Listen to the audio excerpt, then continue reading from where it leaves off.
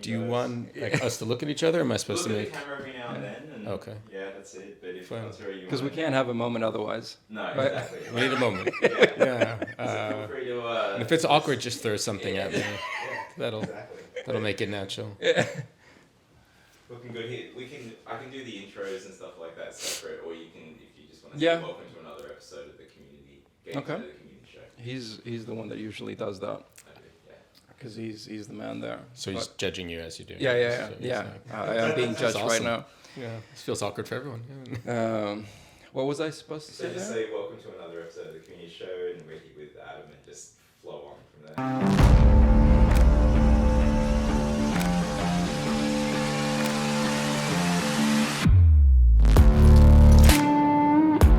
Welcome to another episode of the community show. We're here with Adam Levine of Fireblocks. Hey, thanks for having me. Really excited to be here. Amazing. We're really excited about this interview because Fireblocks and an acquisition that just happened about real-world tokenization. Right? Tell us about that. Yeah, so we've been working with a company based out of Melbourne called Blockfold. They're a team that started off as data scientists, not in the blockchain space at all. And increasingly, as they worked with some of the largest banks and regulated institutions starting in Australia, they just got the bug and they understood what blockchain could mean. And as they started working on more and more sophisticated projects, blockchain became the tool that they were leveraging as they're working with data and moving out of data just to other solutions.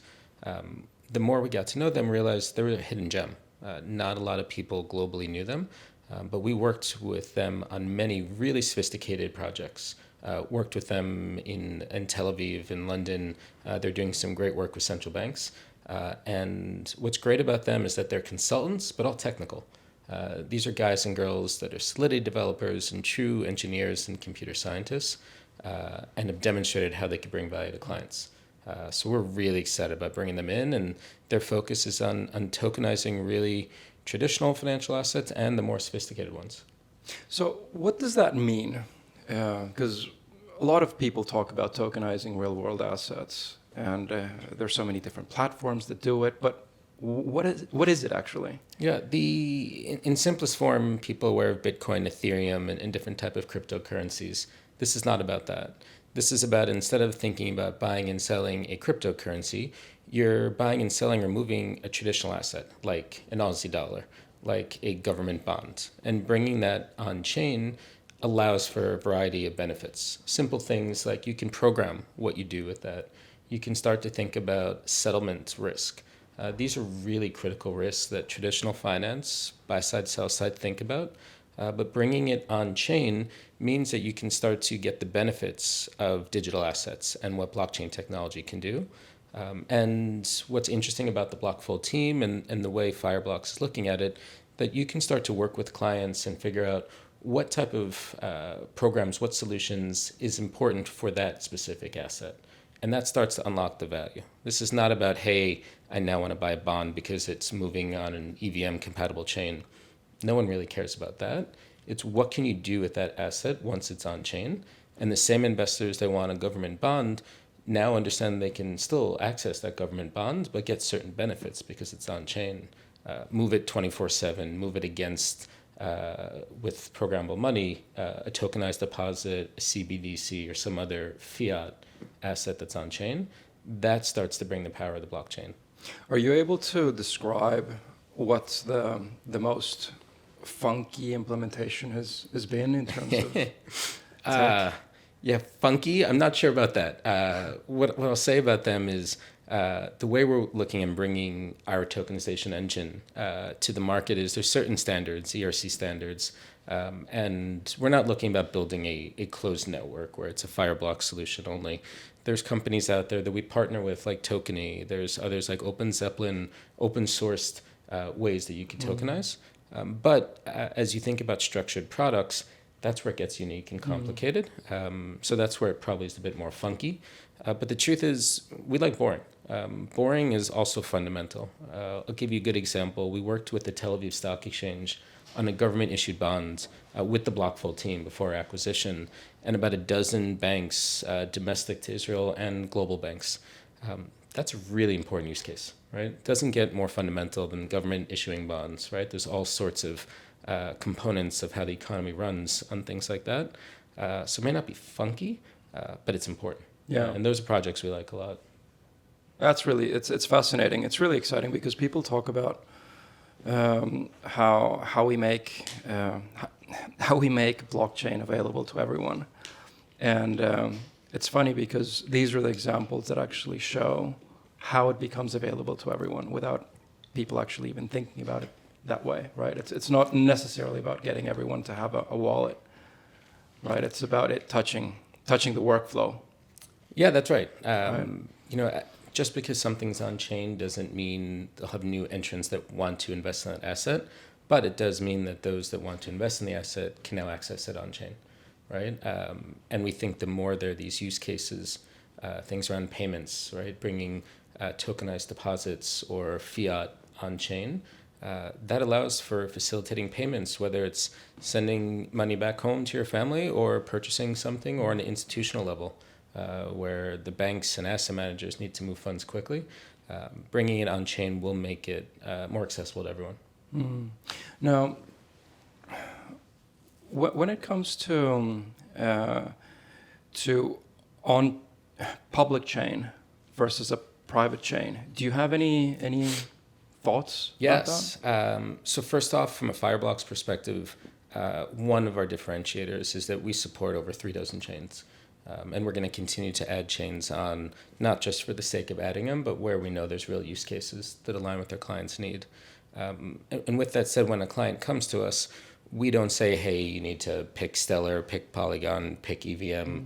It really starts with, what are you trying to achieve, right? And understanding what the client use case is. If it's a NFT for a loyalty program versus making thousands of micropayments, the chain you select is likely going to be very different.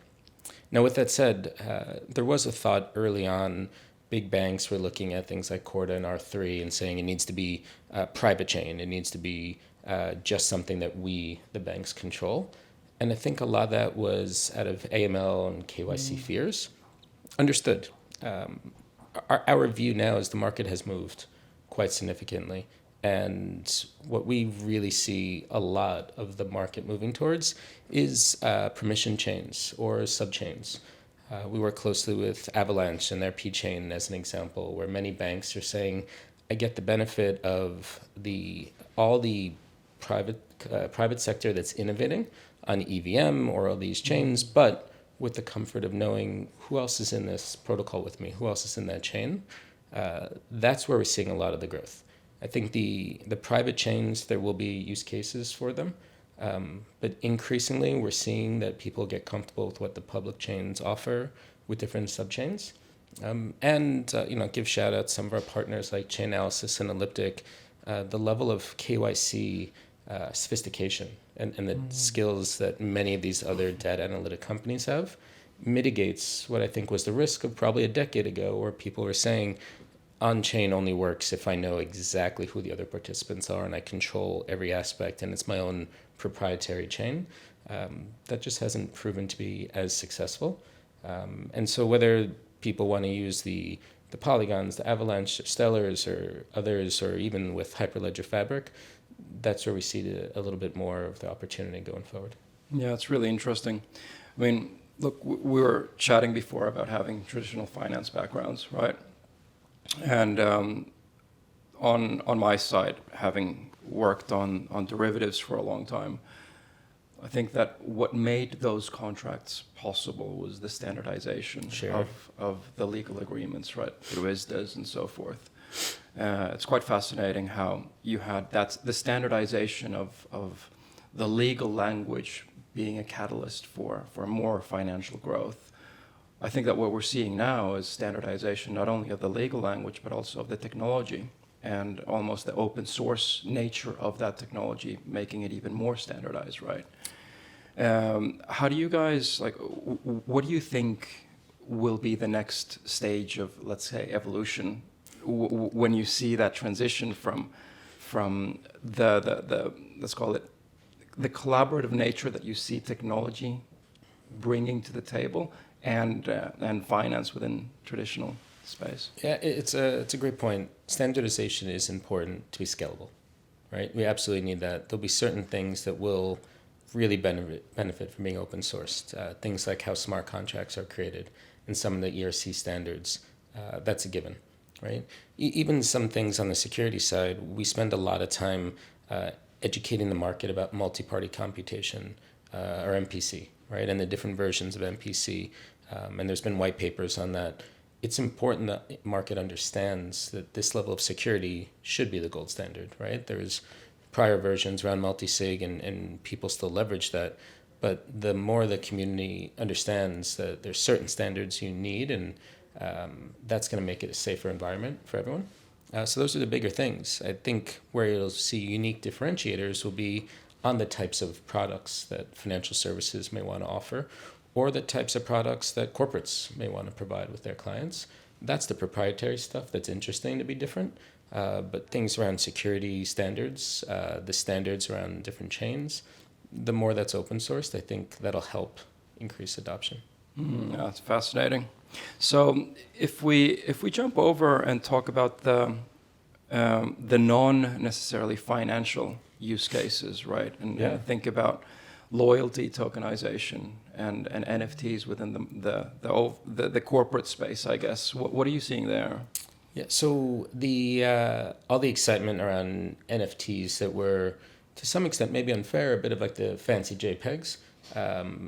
It's now understood that that's not the primary use case of NFTs. There is absolutely nothing wrong with NFT art. That's fantastic. We support that.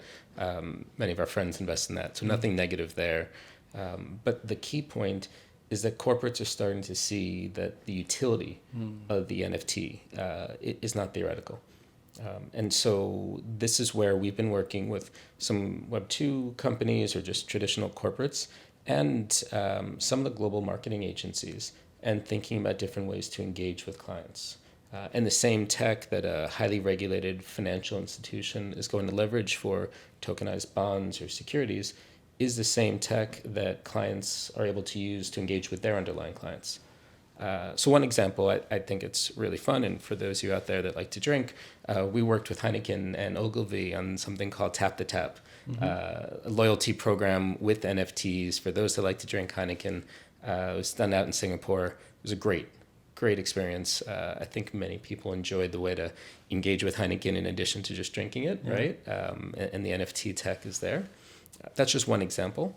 We're working with other agencies, and I'll give a shout out to the Publicis Group and Lion Vault out of New York, where they're working with other companies, not necessarily in the alcohol space, but in the retail side, on some really creative solutions. I can't quite share the names yet, but in the coming weeks, we expect that to come. And this is really exciting. But one thing I'll highlight, many are thinking about leveraging wallets in the custody scenario. And what we've done, launched relatively recently, are non-custodial wallets. So for those that may not be aware and thinking custody is boring, which it can be, right? The idea of a non-custodial wallet is a company like a Heineken or a Nike or a Coca-Cola. They can give wallets to their underlying clients, where the underlying clients are the ones controlling it, right? They're the ones that are holding their own assets.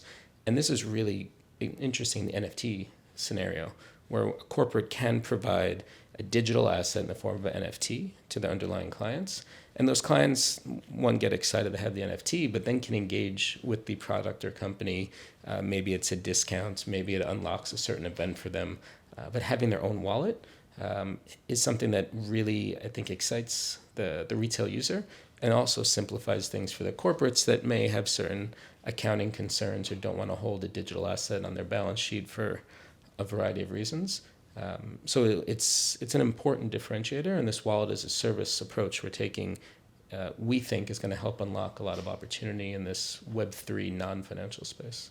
It's fascinating because we've done a few of those as well, in a sense that we've done when we go out and build solutions to our customers, and the NFT angle comes in. We call it gamification, right? Because it's about that incentive of being able to capture, a token or an image or something like that makes it fun. Sure. What excites me about this non-custodial wallet solution is that, from my point of view, this is almost an extension of identity within the tech space, right? As a developer, Sure. I'll use an OAuth service provider to identify me through a username and a password and so forth, right? Which is what people are used to these days.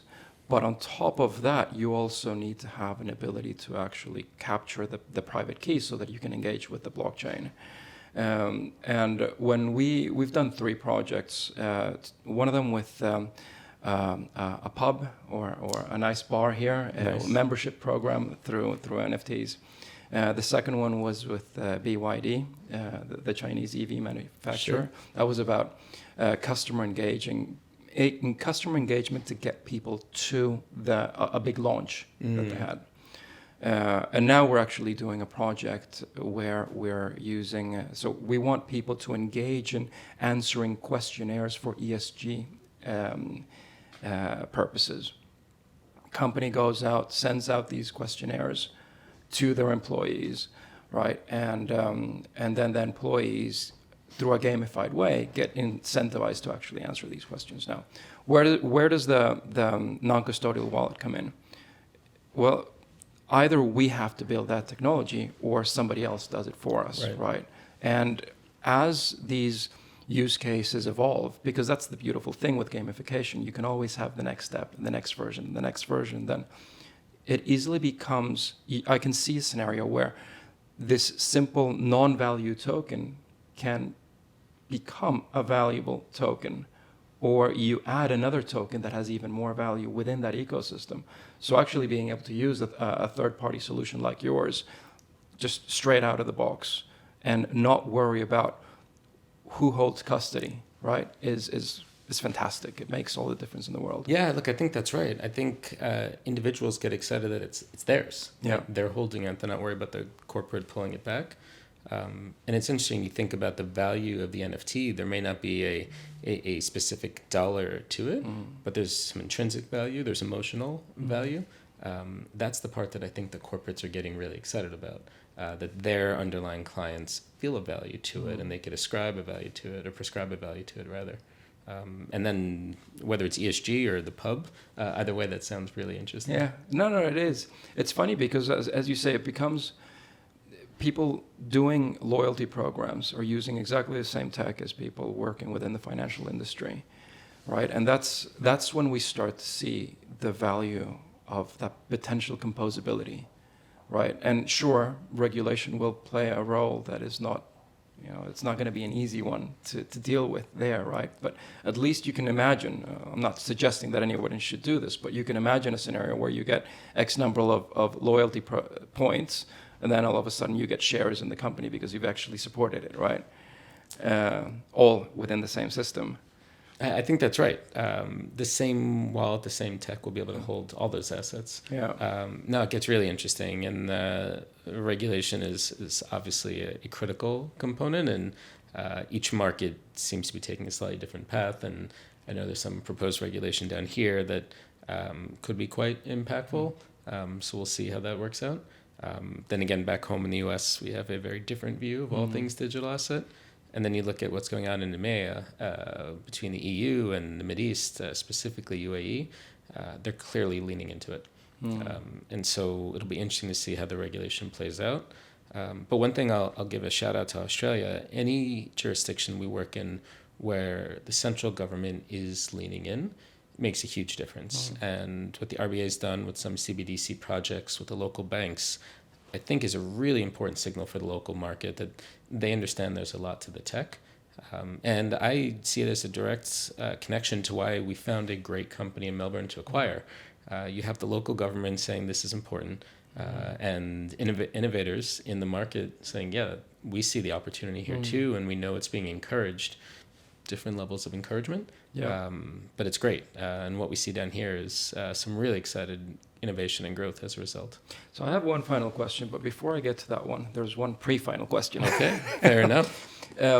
We speak a lot to government here, and we see that government is interested. They think that they see value, but I'd like to elaborate a little bit more on how you've seen the practical value in what government should do in order to support, or let me not say should do, but what they have done that has been have had a positive impact. Yeah, so let me give the caveat that not any specific advice that I'm Sure. giving anyone, but specifically in Australia, it's apparent that at the central bank level, there's intellectual curiosity. They want to learn about the tech. Obvious what's gone on in the crypto industry the last 2 years was a combination of stupidity and fraud, and there's no defending it. It should not be defended. Yeah. But the central bank here has clearly tried to learn about the tech, and then it looks like they've gone a step further and figure out what could we do with this, right? Now, should they or should they not have their own central bank digital currency? I'll avoid that comment. We obviously see value in it. But I think they've done a really good job of figuring out how would this work and understanding more of not just are we going to turn the banking industry upside down by having a retail-focused CBDC, right? That's not likely in most Western markets, if any. So I give a lot of credit to the central bank here. And look, we have some conversations with other government agencies that are more on the investigatory side. They clearly have shown a level of sophistication that I think government should have, right? And understand how to monitor, what to look for. It starts with education. And then obviously on the policy side, understanding regulation that is going to appropriately encourage and allow the tech, and need to prevent some of the mistakes that have happened globally in the last years. Yeah, very good. So this is a very developer-centric community, and everybody wants to solve a problem or build a solution, right? Yeah. What would you tell developers that they, which are the 2 or 3 topics that you see most exciting going forward? That's a really big question. So one of the things we've been thinking about lately is goes back to what type of protocol, right? There will be certain winners, but we don't think it's a winner takes all. And understanding more about how you can, the interoperability between protocols. And so that's an area where I think there's a lot more innovation. When you combine that with things around zero-knowledge proofs and whether it's optimistic rollups, all of that space, I think there's a lot there, because it's a combination of understanding how you can support multiple protocols, how you can allow people to transact in a way that they feel comfortable with the privacy, but not to the point where it's a terrorist on the other side of the transaction, in a way that's simple. Right. I think there's a lot of work that's being done there. So that's one area. Other than that, I think on the more fun side with the NFT utility, there's a lot more there. To your point about how you're building games on tops of games with the gamification, that's the part that I'm excited. I think it'll be probably a bit more creative, and could be a lot of fun. And look, for those developers out there that aren't already playing in our sandbox, we have a developer sandbox. It's free. You don't have to speak to any humans, because I know the less developers have to speak to people like me, the better. Go out and play and try to build some stuff and break some things. That's why we did that, because we do want to support the developer community and find some new cool use cases. Adam, it has been an absolute pleasure. Thank you so much for joining us, and it has been great. Really appreciate the time. Thank you very much.